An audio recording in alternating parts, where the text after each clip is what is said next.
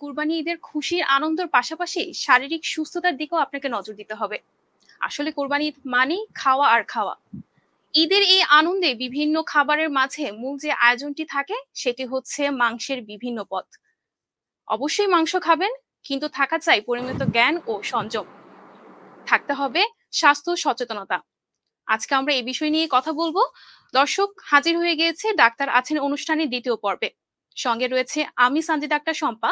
আর আজকের বিষয় নির্ধারণ করা হয়েছে রেড মিটের পুষ্টি কথা। এই বিষয় নিয়ে বিশদ আলোচনা করতে আমাদের সঙ্গে সরাসরি যুক্ত হয়েছেন doctor S M Mustafizur Rahman, পুষ্টিবিদ ও লাইন ডিরেক্টর, জাতীয় পুষ্টি সেবা। আপনাকে স্বাগত আজকের এই আয়োজনে। ধন্যবাদ আপনাকে। জি, প্রথমে আপনার কাছে আসলে জানতে চাচ্ছি, এই যে ঈদের মতো একটি সময় যায় আমাদের, আসলে খাবার দাবারের একটা বিরাট আয়োজন থাকে প্রতিটি ঘরে ঘরে। কোরবানি ঈদ বলেন বা যে কোনো উৎসবই বলেন, এই উৎসব মুখর পরিবেশে আসলে কোন ধরনের খাবার আসলে আমাদের গ্রহণ করা উচিত সেই সম্পর্কে একটু জানতে চাচ্ছিলাম ঠিক এই সময়টাতে। ধন্যবাদ আপনাকে। আসলে শুধু কোরবানি ঈদ বা অন্য ঈদ যেটাই বলেন আপনি, আসলে যে কোনো সময় মানুষকে একটা নির্দিষ্ট পরিমাণ খাবার খেতে হবে এবং এই খাবারটা হতে হবে সুষম। এবং এই খাবারের মধ্যে আমি কোরবানির কথা পরে আসতেছে, মাংসের কথা পরে আসতেছে। একটা সুস্থ মানুষ সুস্থ থাকার জন্য সবসময় যে খাবারটা খায় তার 60 ভাগের কাছাকাছি শর্করা জাতীয়। তো শর্করা জাতীয় খাবার কোথায় পাওয়া যায়? ভাত অথবা রুটি এই জাতীয় খাবার থেকে পাওয়া যায়। হ্যাঁ, 15 থেকে 20 ভাগ খাবে প্রোটিন। এই প্রোটিনের অংশটা দিয়ে আপনার রেড মিট এখন হয়তো সামনে 1 সপ্তাহ ব্যাপী খাবে। তারপরেও কিছু সমস্যা যাদের আছে, যাদের হার্টের সমস্যা আছে, আমাদের খাবারটা কিভাবে সাজাইতে হবে? খাবারটা সাজাইতে হবে সুষম খাবার। এটা ছোটবেলা থেকে শুরু করে একদমই জীবনের শেষ দিন বার্ধক্য পর্যন্ত। তো আমাদের খাবারটা আসলে যেটা হয় শতকরা 60 ভাগের কাছাকাছি। 60 ভাগের কাছাকাছি এই জন্য বলছি, আমরা যারা মানে খুব কম শারীরিক পরিশ্রম করি, মানে আমাদের ওইরকম মানে কায়িক পরিশ্রম হয় না, তাদের জন্য 60 ভাগের নিচে হইলেই ভালো। এবং যারা মানে শক্ত কাজ করে, যেমন রিক্সা চালক বা কৃষক বা ভারী কাজ করে, তাদের 60 ভাগের বেশি হলে অসুবিধা নেই, তারা প্রচুর পরিশ্রম করে ওটা চলে যায়। 60 ভাগের কাছাকাছি আসলে শর্করা জাতীয় খাবার হতে হবে, সেটা আমরা বাঙালি ভাতে পছন্দ করি, রুটি আছে, এই জাতীয় খাবারগুলি দিয়ে আসলে আমরা 60 ভাগ তুলতে হবে। তারপরে মাছ মাংস ডিম দুধ এই মানে যে জায়গাগুলি আছে, এই জায়গাগুলিতে প্রোটিন জাতীয় খাবার, এতে আপনার মূল খাবারে 20 ভাগের বেশি হওয়ার দরকার নেই। তারপরে চর্বি জাতীয় খাবার 15 থেকে 20 ভাগের বেশি হওয়ার দরকার নেই। তা এখন বাকিটুকু কি হলো? বাকিটুকু খাবে আপনার ভিটামিন এবং মিনারেলস। ভিটামিন মানে খাদ্যপ্রাণ, মিনারেলস মানে হলো খনিজ লবণ। এই খাবারগুলো কোথা থেকে আসবে? এই খাবারগুলো মাছ মাংস ডিম দুধও আছে, তবে শাকসবজি ফলমূল এইসব জায়গা থেকে আসবে। এখন সামনে ঈদ আছে, কোরবানি আছে, কম বেশি সবাই মানে কোরবানির মাংসের ভাগ নিজে কোরবানি দিলেও পাবে, না না দিলেও চারিদিক থেকে কম বেশি আসবে। এই সময়টা কিন্তু অবশ্যই কিছু বেশি খাবার হয়, তবে খেয়াল রাখতে হবে যারা সুস্থ আছেন তারা যদি একটু বেশি খেয়ে বেশি পরিশ্রম করে এটাকে মানে ভালোভাবে শরীরে জ্বালায় ফেলতে পারেন তাহলে কোনো সমস্যা নেই। কিন্তু যাদের বাতের ব্যথা আছে, অন্যান্য কোলেস্টেরল রিলেটেড সমস্যা আছে, অন্যান্য সমস্যা আছে, তাদের ক্ষেত্রে ভুলে গেলে চলবে না যে তার একটা রোগ আছে এবং এই রোগটা এই রেড মিট বা এই যে মানে আমাদের লাল মাংস বলি, বেসিক্যালি এটা গরুর মাংস বোঝায়, খাসির মাংস বোঝায়। আমরা ইভেন অনেকে অন্যান্য পশুও কোরবানি দিই, সে তার মধ্যে ভেড়া আছে, এখন তো উটও দিচ্ছে, মহিষ আছে। এই খাবারগুলি আসলে বেশি পরিমাণে দীর্ঘদিন খাওয়া শরীরের জন্য কোনোভাবেই সুস্থতা রাখে না। কাজেই আমাদের যত্নশীল হতে হবে। প্রতি বেলায় আমাদের খাবারের মধ্যে আমরা মাংস খাবো, অসুবিধা নেই, কিন্তু আমাদের একটু শাকসবজি অন্যান্য খাবারগুলো আনুপাতিক হারে খেতে হবে। এবং যেহেতু মাংস বেশি খাওয়া হচ্ছে, অতএব একটু শারীরিক পরিশ্রম, একটু ব্যায়াম, একটু মানে ব্যায়াম করে এই জিনিসটা একটু মানে খরচ করতে হবে। এটা বেশি জমাইতে পারা যাবে না, কারণ তাতে প্রেশার বেড়ে যেতে পারে, অন্যান্য সমস্যা হতে পারে, বাতের সমস্যা হতে পারে এবং কোলেস্টেরলের সমস্যা হয়ে আপনার জন্য দীর্ঘমেয়াদী কোনো ঝুঁকিতে পড়ে যেতে পারেন এবং অন্য কিছুও ঘটতে পারে। ধন্যবাদ। জি, আসলে ক্ষতিকর জায়গাটা বললেন। আসন্ন যে কোরবানি ঈদ এবং আপনি জানেন এবং আমরা সবাই জানি করোনা মহামারীর একটি প্রকোপ বেড়েই চলছে, এবং এই সময় আসলে সাধারণ জনগণ থেকে আসলে আমাদের অনেকের একটা সাধারণ প্রশ্ন থাকে। রেড মিট যেটার কথা বললেন, যে গরুর মাংস, ছাগলের মাংস অথবা উট বা দুম্বার মাংস হতে পারে। এই যে কুরবানির মাধ্যমে আসলে গরুর মাংস খাওয়ার মাধ্যমে আসলে করোনা ছড়িয়ে পড়ার কোনো সম্ভাবনা আছে কিনা, যে জিনিসটা আসলে আমরা অনেকটা আহ, ধারণার মধ্যে থাকি। এই বিষয় সম্পর্কে একটু জানতে চাচ্ছিলাম। না, আপনি এই ব্যাপারটাতে একটা জিনিস খেয়াল করতে হবে। আসলে মানে সারা পৃথিবীতে মানে এখন দ্বিতীয় ঢেউ চলছে, উন্নত বিশ্বে তৃতীয় ঢেউয়ের লক্ষণ দেখা দিচ্ছে। বাংলাদেশে এই মুহূর্তে যদি আপনি গড়ে দেখেন, প্রতিদিন 200 জনের বেশি মানুষ মারা যাচ্ছে গত এক সপ্তাহ থেকে। যেহেতু 200 জনের বেশি মানুষ মারা যাচ্ছে, কাজে এই জায়গাটাতে খেয়াল করতে হবে। এবং আপনি ওই গরুর হাটে ঝাঁপিয়ে পড়া এবং আবার গরু কাটার সময় খুব কাছাকাছি একজনের আরেকজনের যাওয়া, এই ব্যাপারগুলি থেকে আপনাকে সাবধান থাকতে হবে। কোরবানি দিচ্ছেন ভালো কথা, কোরবানি মানে কিন্তু আসলে ত্যাগ। ত্যাগের জায়গাটা থেকে আগে এক অংশ আপনি দিয়ে দেন, গরিব মানুষকে আগে দিয়ে দেন। আপনি মানে এই সময়টাতে ওই পুরো মাংসটা খালি জবাই করে ফ্রিজে ঢুকানোর নাম কোরবানি না। কোরবানি মানে আপনি ইসলামের নিয়ম অনুযায়ী 3/1 দিয়ে দেবেন গরিবকে, 3/1 দিয়ে দেবেন আত্মীয় স্বজনকে, বাকি যেটা আছে সেটা আপনি একটা মানে সময় নিয়ে আপনি খেতেই পারেন, আপনি আত্মীয় স্বজনকে নিয়েও খেতে পারেন, নিজেও খেতে পারেন।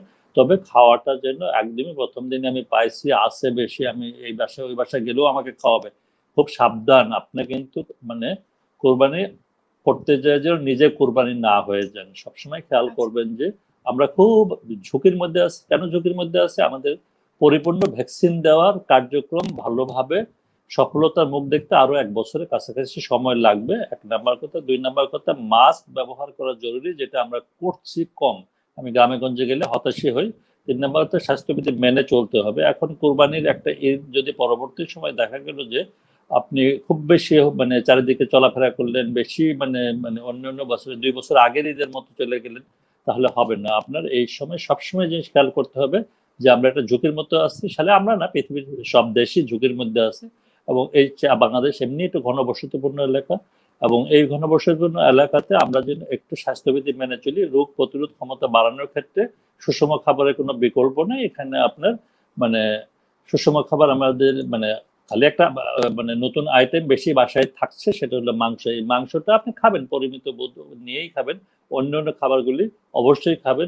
রোগীর ইমিউনিটি বা রোগ প্রতিরোধ ক্ষমতা বাড়াইতে হবে, এবং রোগ প্রতিরোধ ক্ষমতা যদি বেশি ভালো থাকে তাহলে ভাইরাসের সাথে আপনার যুদ্ধটা ভালো হবে, এবং ভাইরাস আপনাকে ততটা মানে কাবু করতে পারবে না। এবং একটা কথা আমি বলতে চাচ্ছি, সুযোগ পাওয়ার সাথে সাথে সরকার বয়স ভিত্তিক আস্তে আস্তে বয়স কমিয়ে আনতেছে, এক পর্যায়ে 18 পর্যন্ত চলে আসবে ইনশাল্লাহ। আমরা এই মুহূর্তে ভ্যাকসিন যথেষ্টই পেয়ে গেছি, এবং আমরা এই আশা করছি যে দ্রুততম সময়ের মধ্যে আমরা ব্যাপক হারে ভ্যাকসিন দিতে পারবো। কাজেই আরেকটা ঈদের আগে আমরা মানে বলতে চাই, এই কোরবানি না, পরের কোরবানিতে হয়তো আপনাদের অনেকেরই ভ্যাকসিনেটেড করা থাকবে, আলহামদুলিল্লাহ, তখন আপনারা আরো ভালো খায়েন, কোনো অসুবিধা নেই।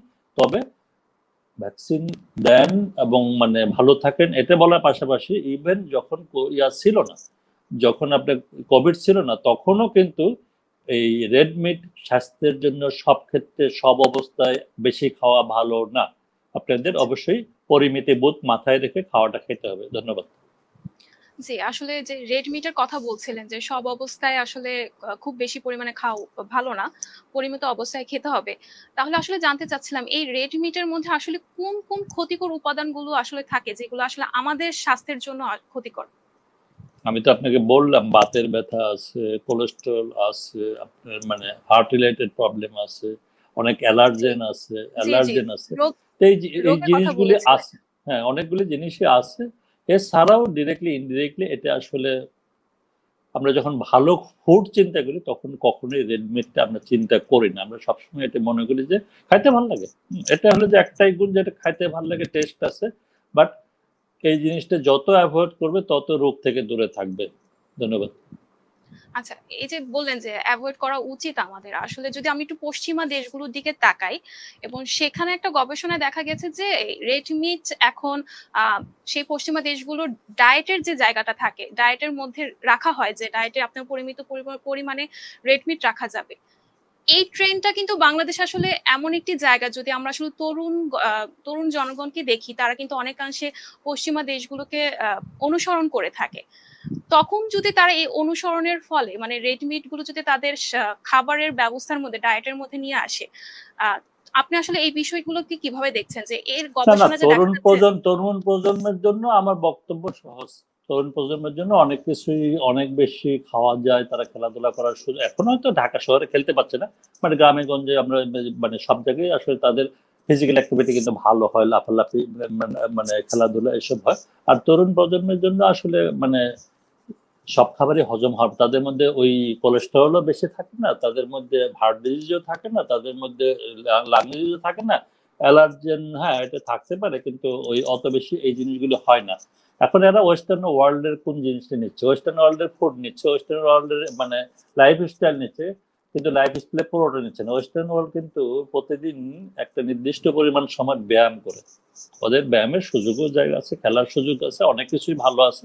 আমাদের কিন্তু গত 2 বছরে আসলে ঘর থেকেই বের হতে পারছে না, 16 মাস যে ঘর থেকেই বের হচ্ছে, আর ঢাকা শহরে তো খেলার জায়গা নষ্টই করে দেওয়া হয়েছে।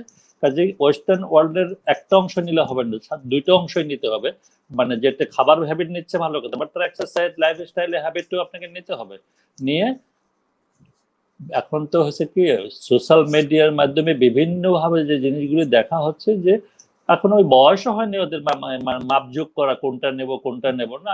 ক্ষেত্রে আমাদের দিক থেকে একটাই কথা, রেড মিটের পুষ্টিকতা, মানে এটা ভালো একটা উন্নত মানের প্রোটিন, এটাতে ফ্যাটও আছে, সবই আছে, কিন্তু এটা শরীরের জন্য ততটা ভালো না। এবং এতে মানে পরিমিতি পরিমাণ রেখে একটা নির্দিষ্ট পরিমাণ, যে আমি 15% অফ দ্য টোটাল মিল, যে আমার টোটাল মিলটা যেটা আছে তার 15% সারাদিনে আমি যতটুকু ক্যালোরি নেব, তাহলে আমি যদি মনে করি যে আমি 1000 ক্যালোরি খাবো, তাহলে আমাকে 150 হবে, 2000 ক্যালোরি খাবো, তাহলে 300 বা 350 কিলো ক্যালোরি আমি এই রেডমিট থেকে নিতে পারি। আর বেশি আসলে নেওয়া সম্ভব না, উচিত না। এখন আমি আজকে কোরবানির দিন আমি একবার 1 কেজি 2 কেজি খেয়ে বসে থাকবো, এটা আমার স্বাস্থ্যের জন্য মোটেই ভালো হবে না, এবং এটা কখনোই আমার পরবর্তীর জন্য আসলে ভালো হবে না। এই জিনিসটা মাথায় রাখতে হবে, এবং রেগুলার এক্সারসাইজের মধ্যে থাকতে হবে, ভেজিটেবল যথেষ্ট পরিমাণে খেতে হবে, এবং আমাদের মৌসুমী ফলের অভাব নেই, শাকসবজি ফলমূল যা আছে মৌসুমী ফলগুলি ভালোভাবে খেতে হবে, এই জিনিসটি মাথায় রাখতে হবে। ধন্যবাদ আপনাকে। জি, একটু পশ্চিমা দেশেরই আরেকটা গবেষণা যদি দেখি, যে association of red and processed meet একটু গবেষণা উঠে এসেছে যে এক ধরনের ক্যান্সার হতে পারে এই রেড মিট খাওয়ার ফলে, এবং ক্যান্সারটি হচ্ছে কোলোরেক্টাল ক্যান্সার।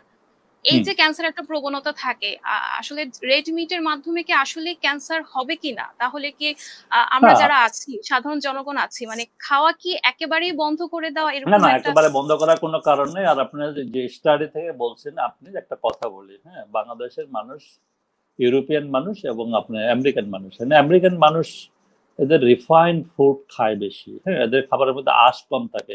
একজন আমেরিকান গড়ে সারাদিনে 90 গ্রাম পায়খানা করে।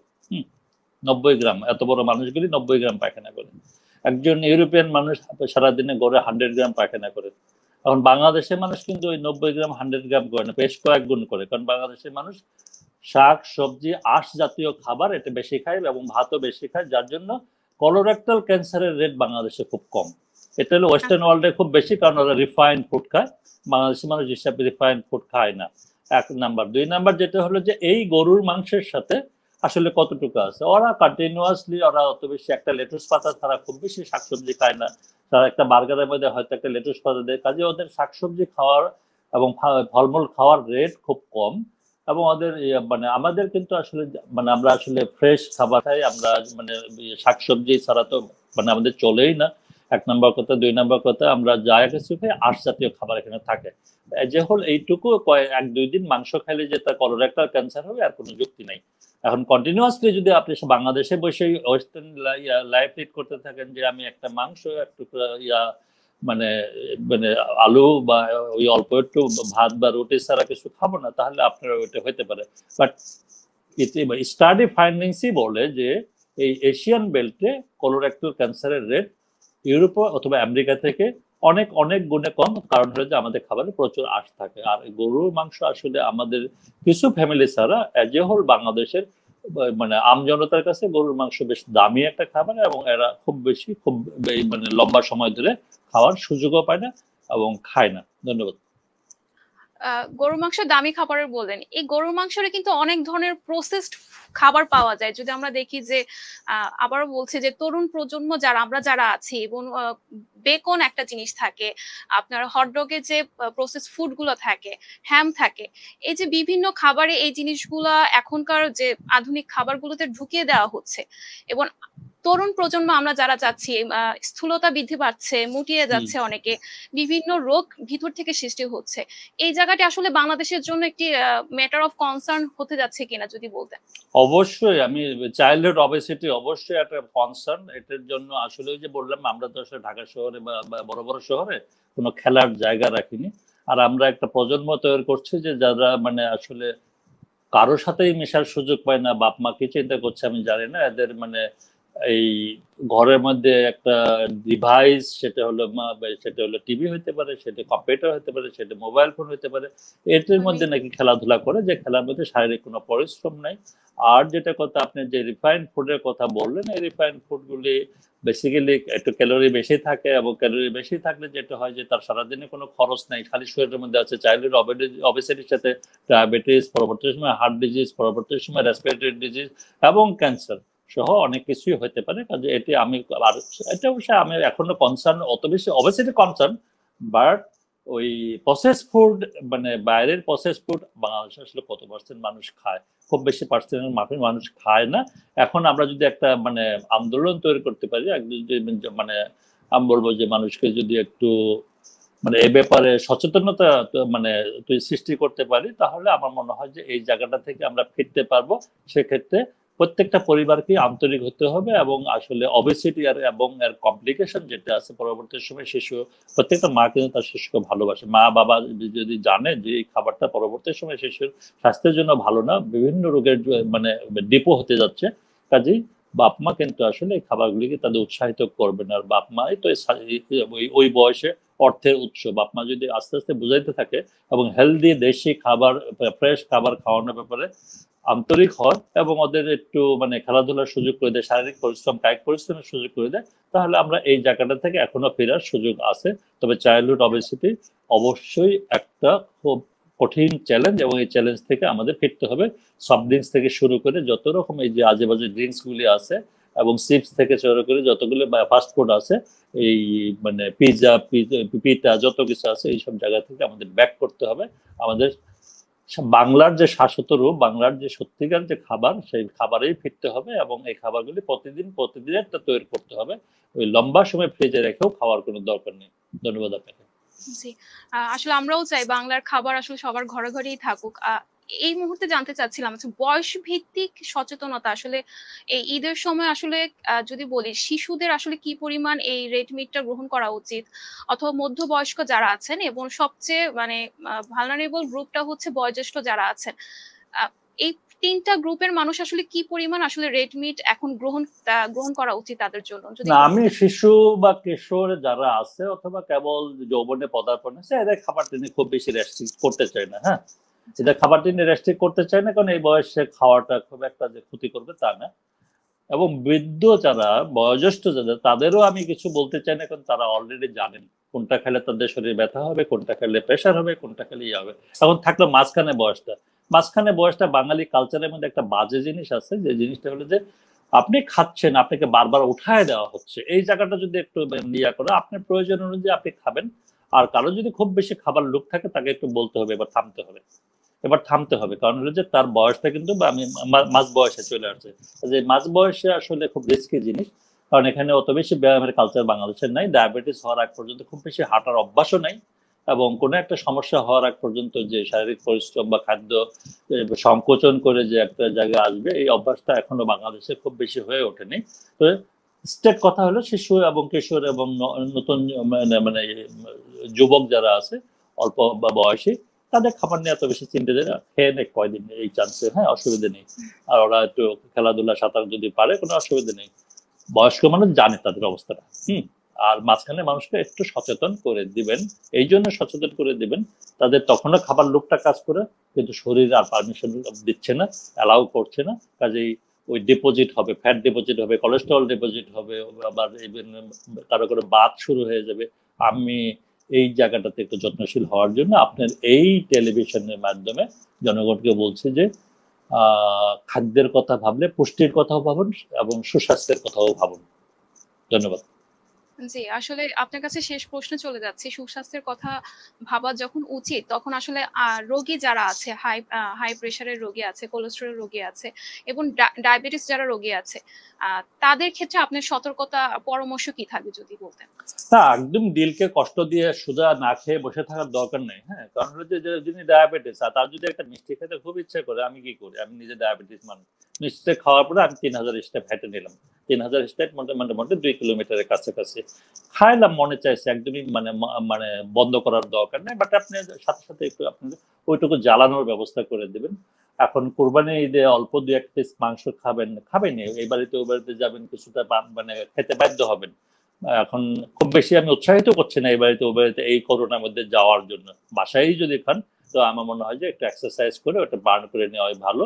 আর একদমই তো বন্ধ করতে পারবেন না, কিছু হলেও তো মানে কোরবানিতে খেতেই হবে বলে লাভ নেই। হ্যাঁ, কাজে আপনি আপনার শরীর কিভাবে সুস্থ থাকে আপনি ওইভাবে নিজেকে কন্ট্রোল করেন, পরিমিত বোধে খান, ১ নাম্বার কথা। ২ নাম্বার যেটা করেন সেটা হলো যে প্রয়োজনে অন্যান্য সময় যে পরিমাণ এক্সারসাইজ করেন তার থেকে অন্তত আধা ঘন্টা এক্সারসাইজটা বাড়ায় দেন। সকাল এবং বিকাল মিলে ১ ঘন্টা করলে হয়তো আপনার এই খাবার থেকে যে সমস্যাগুলি হওয়ার কথা এই সমস্যাগুলি অনেকটুকুই আপনি অ্যাভয়েড করতে পারবেন। কিন্তু যার সত্যিই বাত আছে, যার সত্যিই সমস্যা আছে কোলেস্ট্রল রিলেটেড, তাকে সত্যিকার অর্থেই আসলে যত্নশীল হতে হবে। শিশুরা খাক, শিশু কিশোরেরা খাক, এরা একটু খাইলে এবং একটু ব্যায়াম করলে আমার মনে হয় যে কোনোই সমস্যা হওয়ার কথা না। এটাই সর্বশেষ কথা আমার। ধন্যবাদ। জি, আপনাকেও ধন্যবাদ। আজকের আয়োজনে এই ব্যস্ত সময়ের মধ্যে আমাদেরকে সময় দেওয়ার জন্য। ধন্যবাদ। আসসালামু আলাইকুম। জি। দর্শক, এই ছিল আজকের পর্বের আয়োজন। গরুর মাংস খাবেন, রেড মিট খাবেন, অন্যান্য মাংসও খাবেন। কিন্তু মনে রাখতে হবে পরিমিত পর্যায়ে খেতে হবে এবং সেই সাথে এই মাংসের যে চর্বি আপনি গ্রহণ করেছেন, সেই চর্বিগুলো ঝেড়ে ফেলার চেষ্টাও করতে হবে। শারীরিক পরিশ্রমের দিকেও খেয়াল রাখতে হবে। ততক্ষণ সংবাদ প্রকাশের সঙ্গেই থাকুন, সময়কে অতিক্রম করার প্রত্যয়। ধন্যবাদ।